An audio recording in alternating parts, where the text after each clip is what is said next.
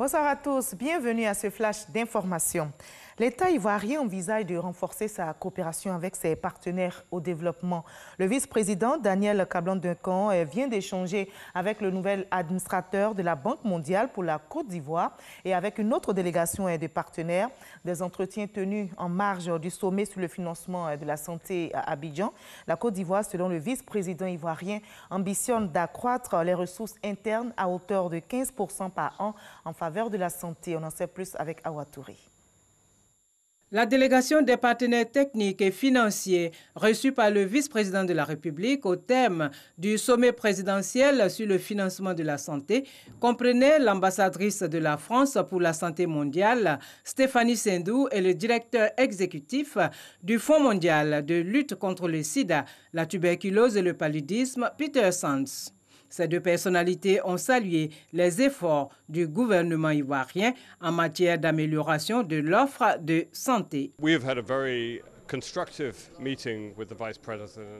Nous avons eu des échanges très riches avec monsieur le vice-président et de nos échanges, il est ressorti que l'État de Côte d'Ivoire a pris l'engagement de pouvoir mener des actions en faveur de la santé de la population ivoirienne. Nous travaillons aux côtés de l'État de Côte d'Ivoire dans le cadre de la santé et nous sommes toujours engagés à poursuivre nos efforts aux côtés du gouvernement dans la recherche d'une meilleure santé pour la population et surtout pour la mise en œuvre de la couverture santé universelle.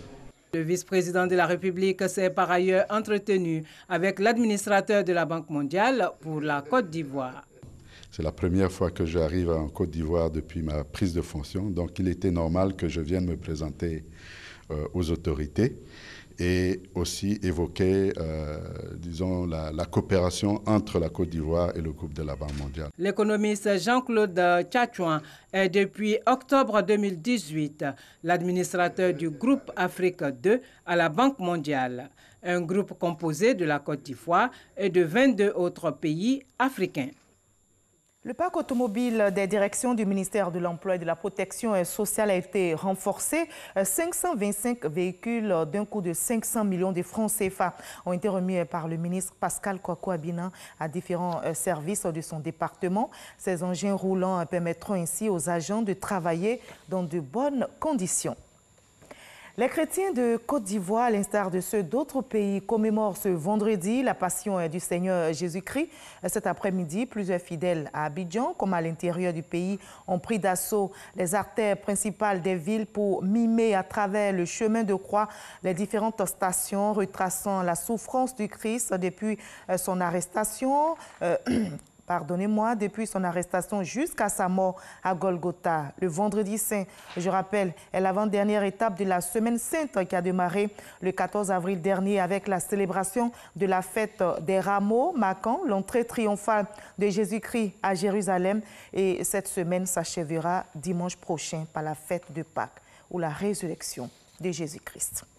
En marge de la commémoration de la Semaine sainte par les fidèles chrétiens se déroule le championnat d'athlétisme d'Afrique d'athlétisme des cadets juniors à Abidjan. Cette messe de l'athlétisme se tient au stade Félix Houphouët-Boigny et la Côte d'Ivoire, notre pays qui abrite ce grand événement, vient de remporter sa première médaille. Une médaille d'argent est décrochée par Armand Serge au lancer de javelot. La compétition est démarrée le 16 avril dernier, s'achèvera demain 20 avril.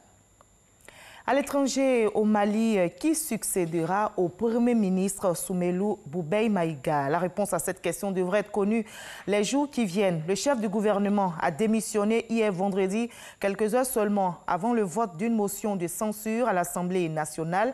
Une motion est déposée, je rappelle, par des députés de l'opposition, mais aussi par le groupe parlementaire du RPM, le parti présidentiel.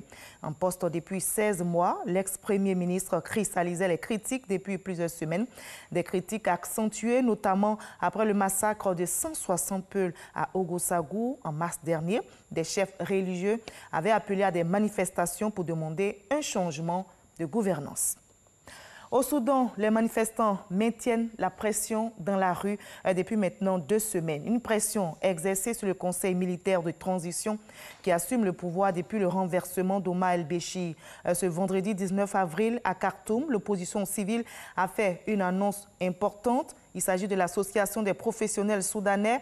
L'organisation Fer de lance du soulèvement populaire demande à l'armée de céder le pouvoir, une exigence de l'Union africaine qui a donné 15 jours aux militaires pour transférer le pouvoir aux civils. On va terminer par l'Algérie où les vendredis se succèdent et se ressemblent.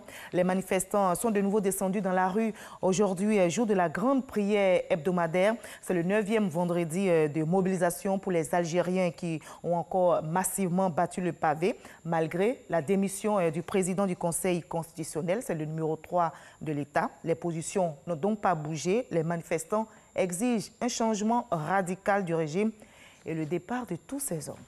On va se retrouver à 20h, mais juste après ce Flash Info, suivez l'info régionale pour avoir toutes les nouvelles de nos régions ici en Côte d'Ivoire.